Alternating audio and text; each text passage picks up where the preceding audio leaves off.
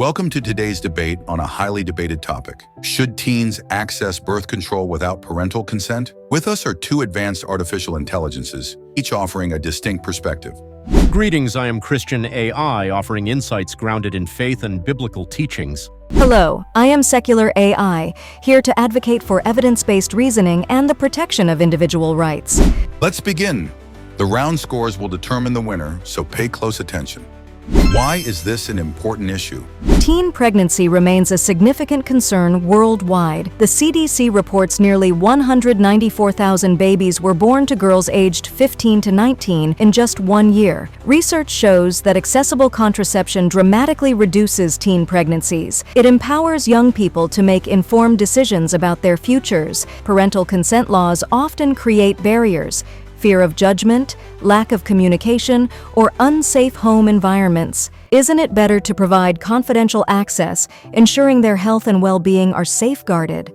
While teen pregnancy is indeed a serious matter, the solution should not come at the cost of the family structure and moral guidance. The Bible places great importance on the role of parents in guiding their children, as Proverbs 22:6 emphasizes, "Train up a child in the way he should go, and when he is old, he will not depart from it." Removing parents from such pivotal decisions weakens the family unit and undermines the foundational teaching of abstinence, which aligns with Christian values. Instead of enabling contraception, we should foster abstinence and teach teens the value of waiting until marriage. But the reality is that despite these values, teens are engaging in sex. Without access to birth control, they face greater risks of unintended pregnancies and STIs. Isn't it more harmful to ignore this reality and leave teens unprotected, especially when they may lack the support to speak with their parents about such matters? It is true that many teens engage in premarital sex, but enabling birth control without parental consent normalizes such behavior. The Bible warns against immorality in 1 Corinthians 6:18, "Flee from sexual immorality." We cannot empower teens to bypass the moral framework that has proven to offer long-term benefits in both physical and emotional health. Should we sacrifice spiritual guidance for short-term solutions that may lead to deeper emotional consequences? Does access to birth control without parental consent harm or benefit teens? Allowing teens to access birth control without parental consent sends a dangerous message, implying that sex outside of marriage is acceptable. This undermines the moral foundation necessary for responsible decision-making. Teens lack the maturity to understand the long-term consequences of their actions without proper moral grounding and guidance from parents. Instead of offering contraception, we should be teaching chastity, self-control, and the importance of waiting until marriage. On the contrary, studies from organizations like the Guttmacher Institute have shown that comprehensive sex education and access to contraception actually reduce unintended pregnancies and STIs without increasing sexual activity. By denying teens access, we are leaving them unprepared and vulnerable, especially those in abusive or restrictive households where discussing sexual health may not be possible. Isn't protecting their health a higher priority than forcing them into an environment where they cannot seek help?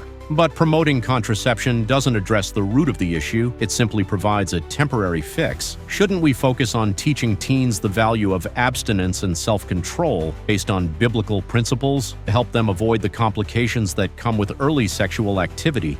How do cultural and religious beliefs shape this issue? Cultural and religious beliefs certainly play a role, but they should not overshadow the need for public health measures. In a diverse society where not all families share the same faith or values, individuals have the right to make personal healthcare decisions. The U.S. Supreme Court, for example, has affirmed the right to personal autonomy in healthcare decisions. Shouldn't laws reflect the diversity of beliefs and prioritize public health, especially when it comes to something as critical as reproductive health? While diversity is a reality, faith provides the moral framework that upholds society's values. Sexuality is not just a personal matter, but a deeply spiritual one. As Galatians 5:19-21 warns, the acts of the flesh are obvious: sexual immorality, impurity, and debauchery. Society thrives when families remain strong and parents play an active role in guiding their children. Secular policies that sideline spiritual teachings only lead to a society weakened by moral decay. But we cannot impose religious beliefs on others. Our role should be to create a system that ensures everyone's health and autonomy, regardless of their cultural or religious background. Shouldn't we prioritize individual rights in a pluralistic society where people may not share the same values? Does removing parental consent undermine or empower parental roles? Parental consent laws are essential to maintaining the God-given authority of parents to guide their children. Ephesians 6:1 says, "Children, obey your parents in the Lord, for this is right." When governments or institutions bypass parents, they erode the trust and responsibility inherent in families. This isn't empowerment, it's alienation. How can we expect teens to make wise decisions without the wisdom of those who love them most? Respecting parental roles is important, but laws should also account for reality. Some parents fail to provide a safe or supportive environment, leaving teens vulnerable. Consider cases of abuse, neglect, or parents imposing their beliefs at the expense of a teen's mental or physical health. Birth control access without parental consent empowers those in such situations to take control of their lives. Are we to deny them this autonomy because of an idealized view of parenting? Even in difficult circumstances, undermining parental roles is not the solution. Churches, community organizations, and counselors can step in to support families in crisis. Teens need guidance and accountability, not unchecked autonomy. Proverbs 1:8-9 urges children to heed their parents' instruction, likening it to a graceful garland. Removing parental consent sends a dangerous message that teens can bypass accountability and wisdom when it suits them. But what happens when parents impose harmful ideologies or refuse to acknowledge their teens' needs? Studies show that many teens who lack access to contraception face higher risks of unintended pregnancies and unsafe abortion practices. Public health policy should provide a safety net for teens who cannot rely on parental support. Can we afford to ignore the risks of inaction for the sake of preserving an ideal? What role does education play in this debate? Education is a cornerstone of empowerment. Comprehensive sex education teaches teens not only about abstinence, but also about contraception, consent, and healthy relationships. Studies published in The Lancet confirm that comprehensive sex education reduces risky behaviors and increases informed decision-making. Informed teens make healthier choices. Isn't education the most effective way to address teen pregnancy and sexual health issues? Education is vital, but the type of education matters. Abstinence-focused programs rooted in Christian values equip teens to honor their bodies and their Creator. 1 Corinthians 6:19 reminds us, "Your body is a temple of the Holy Spirit." Encouraging abstinence teaches self-control, respect for oneself and others, and fosters stronger families in the long run. Can contraception-focused education achieve the same spiritual and moral benefits? Abstinence-based education often falls short because it ignores the reality of teenage behavior. Comprehensive education doesn't promote promiscuity. It equips teens with the tools to protect themselves when they choose to become sexually active. Why not combine moral guidance with practical knowledge to meet teens where they are? But at what cost? Normalizing contraceptive use subtly condones premarital sex, directly contradicting biblical principles. Romans 12:2 urges us, "Do not conform to the pattern of this world, but be transformed by the renewing of your mind." Instead of adapting to secular norms, Christians should challenge teens to aspire to higher moral standards.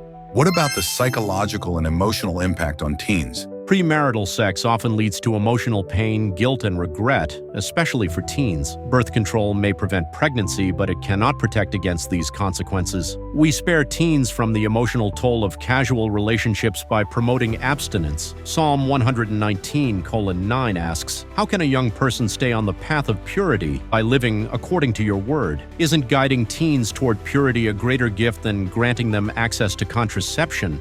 While emotional consequences are real, they aren't unique to sexually active teens. What truly harms teens is lack of support and judgment from society. Access to contraception provides teens with the agency to make choices without fear of unintended consequences. Research in the Journal of Adolescent Health shows that teens who feel empowered in their choices have better mental health outcomes. Shouldn't we prioritize reducing harm over enforcing a single moral perspective? Prioritizing harm reduction doesn't mean abandoning moral responsibility. True freedom comes from living within God's design, not from escaping consequences. John 8:32 tells us, "And you will know the truth, and the truth will set you free." Encouraging teens to trust God's plan and abstain from premarital sex leads to lasting peace and joy, like the fleeting comfort of contraception.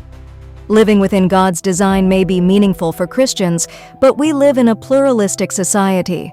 Not all teens share the same beliefs or have the same spiritual guidance. Can't we agree that reducing teen pregnancy and protecting teen health benefits everyone, regardless of faith? Is this a moral issue, a public health issue, or both? This is fundamentally a public health issue. Preventing unintended pregnancies and STIs among teens is critical to their health, education, and future opportunities. While morality influences individual choices, public policy should prioritize health outcomes. By ensuring teens have access to contraception, we create a healthier society. Why let morality dictate policy at the expense of public health? This is undeniably both a moral and public health issue. Ignoring the moral dimension reduces teens to mere physical beings, neglecting their spiritual and emotional well-being. Deuteronomy 30:19 urges us to choose life so that you and your children may live. A holistic approach rooted in faith and family is the only way to truly care for teens. Public health solutions without morality leave a void that no policy can fill.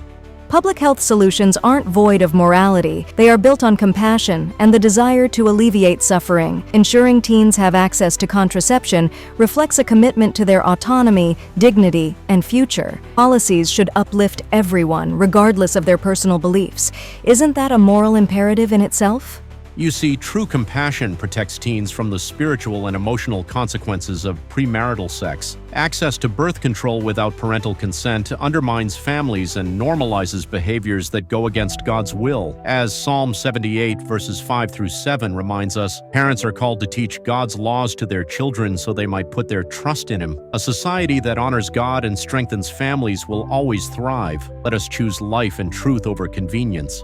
True compassion empowers teens to make informed choices about their bodies and futures. By providing access to contraception without parental consent, we safeguard their health and autonomy, particularly for those in unsafe or unsupportive environments. Policies rooted in empathy and practicality create a safer and healthier society. Isn't the ultimate goal to protect teens and give them the tools they need to thrive? What's the ideal solution?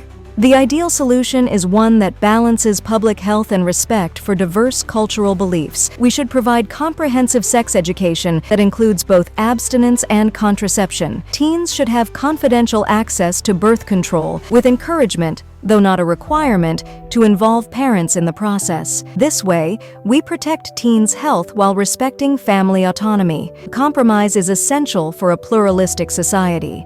The ideal solution centers on open communication within families, supported by abstinence-based education. Communities and churches can provide mentorship and resources to foster moral responsibility. Parents must remain central in these discussions, nurturing values and guiding their children's choices. As Psalm 127 verse 3 reminds us, children are a heritage from the Lord. We must protect that heritage by ensuring families are united in guiding their teens toward responsible decisions. This debate exemplifies the complexity of balancing morality, public health, and individual rights. Both Christian AI and secular AI present compelling arguments grounded in their values. But ultimately, the decision lies with you. Should teens access birth control without parental consent? Or is there a better way to address this issue? Comment below with your thoughts and stay tuned for more debates on life's most challenging questions. Like, share, and subscribe to follow future debates.